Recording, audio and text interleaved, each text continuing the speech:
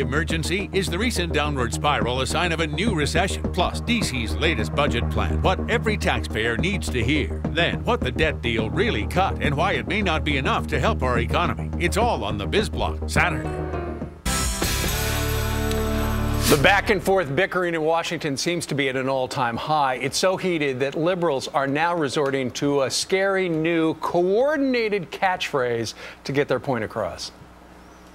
It's not even the labor issue. It's the issue of hostage taking.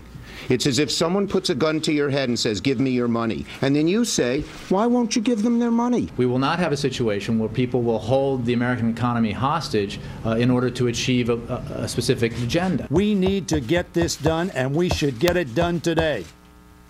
Unfortunately, Republicans continue to practice the politics of confrontation and hostage taking. All right, let's take a look at the people who are on my hostage panel today. Democratic strategist Julie Roginski, conservative radio host Ben Ferguson, and editorial writer for the New York Post, Robert George. Good morning to all of you. Morning. Morning to be. Julie, this is, you know, people on both sides of the political spectrum have used the word hostage, but it's so coordinated and it is so obvious right now. This is the best you guys can do? Can I quote Mitch McConnell? I think some of our members may have thought the default issue was a hostage worth shooting. Most of us didn't think that. What we did learn was this. It's a hostage that's worth ransom. That's what I just said. There are people on both sides who have done it, but this is obviously coordinated. Mitch McConnell is acknowledging something, that he's holding the American economy hostage, that his members actually thought the American economy was a hostage worth shooting some of his Tea Party members. You know, when you get to that point, you know, why shouldn't you point out that Mitch McConnell has conceded that this party has done nothing more than hold the American economy hostage? Didn't the Tea Party get called terrorists this week by multiple members of Congress? By the Vice President. Yeah, so I mean, if you look at these efforts, let's be honest, who's the president? I think it's still Barack Obama. Can the President of the United States of America be held hostage by anyone? No, and I think the American people know that. Mitch McConnell has conceded that he can. Just because you send a talking point memo out that says, hey guys, tell the American people that we have the Senate and we have the White House, but we're held hostage, I don't think works for the average American right now with 9.2% unemployment. You just saw the Tea Party holding this whole economy hostage. No, they didn't. They have like barely any members in Congress. That's the I feel like I'm being kept hostage here by these two.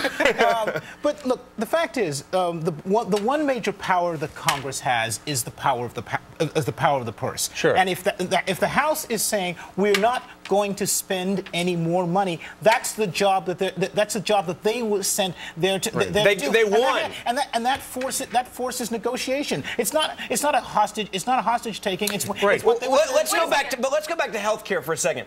Let's talk about hostage. No. You want to talk about hostage? Is my point. He said, I won. You lost. I won. We're going to do this. I don't care if there's cameras in here from C-SPAN. I don't care if you know what's going on.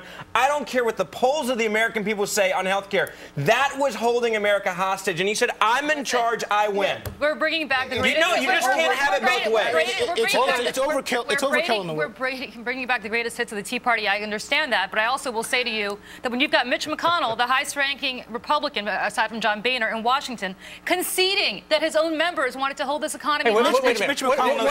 Julie, what about the Vice President calling the members of the Tea Party terrorists? What about it? That's how terrorists do. They hold people hostage. They fight terror. He was absolutely. He didn't. It's incredibly offensive. I think it's incredibly offensive. He didn't go far enough. Look, when you're barely a month from the 10th anniversary of 9/11 to actually use the word terrorist, people who are politically engaged. I think this is the reason why the economy's bad right now, because this White House spends more time figuring out memos to the American people about being held hostage than they do actually fixing the economy.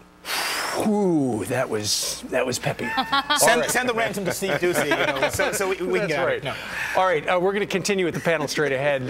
President Obama can't blame President Bush anymore for his problems. That's kind of worn out. So now who will he point his finger at? We'll tell you in a minute. Plus, President Obama blaming everything from natural disasters to Republicans in Congress for our lousy economy. Mr. President? In the last few months, the economy's already had to absorb an earthquake in Japan, the economic headwinds coming from Europe, the Arab Spring and the rise in oil prices, all of which have been very challenging for the recovery. He has also blamed Bush. He's blamed the tsunami. He's blamed the weather. Don't be surprised if later today he blames ground turkey. Joining us once again is our political panel. We got Julie Roginski, Ben Ferguson, and Robert George.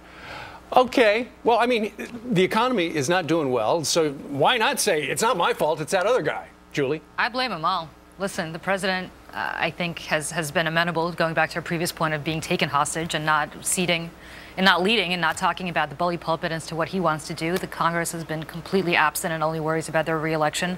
And he's right to the extent, and he's right to the extent that there have been external forces, whether you're... I have one question. Wait a second. How can you possibly not say that Congress, a co-equal branch of government, bears some responsibility? You're the leader of the free world. I mean, you're the leader of the free world. My question is this. When does Barack Obama actually become president? At what point does he be held accountable for what he does? Has he even been inaugurated? Let Robert get in here. My question is, wasn't it just about 2.5 weeks ago when Debbie Wasserman Schultz, who's the head of the Democratic Party, said we own the economy? When she said we, she meant the Democrats and the president. Are you listening to what I'm saying? And the president of the United States. Are you listening to what I'm saying? I'm saying they're all culpable. The economy stinks, including the president. It's about leadership, though. It's about no. But here's the thing: when you're the president of the United States of America, your job is to lead, and that is not to blame others, but to actually fix the problem. The issue is this president has proven that he does not know how to fix the economy. He knows how to fundraise. He knows how to have a 50th birthday party that brings in millions of dollars, which does not help any of the American people watching right now. Every time somebody talks about the Clinton years and how well Bill Clinton's economy did, people like you go ahead and say, well, that's because Newt Gingrich and the Republican Congress dumped in. I didn't say that. I hear that from Republicans all the time. So listen, why don't we apportion blame where it's due? Co-equal branches of government, the president deserves the blame. Julie, first of all, for the first 2 years, it was an entirely, it was all blame Democrats. Bush. Right? Blame Bush. No, but for the first 2 years, it was a Democratic president and a Democratic Congress, and their we got out of a recession now because of this little austerity budget. We're about to go into a second double. Yes, we did. Okay. Who got elected president? Barack Obama. Who had the House, the Senate, and the presidency? Barack Obama. Who had literally $1 trillion check he could write a couple of times over, which he did. My point is this. He does not know how to fix the economy. He walks out there. He tries to blame everyone else. I just want to know when Democrats are actually going to say he really is in charge. Because they're telling me he's not in charge. I'm saying it right now. The president he's doing a terrible responsibility. Well, then listen to my point. The president deserves some responsibility, as does Congress. But you cannot apportion this purely on the fact that the Republicans have held this economy hostage. I'll say it again. And it's absolutely true. He's a leader, and he didn't have the Senate and the Very nicely done. You had me at hello. Steve, I always have you at hello. Julie and Ben and Robert, great discussion. Thank you.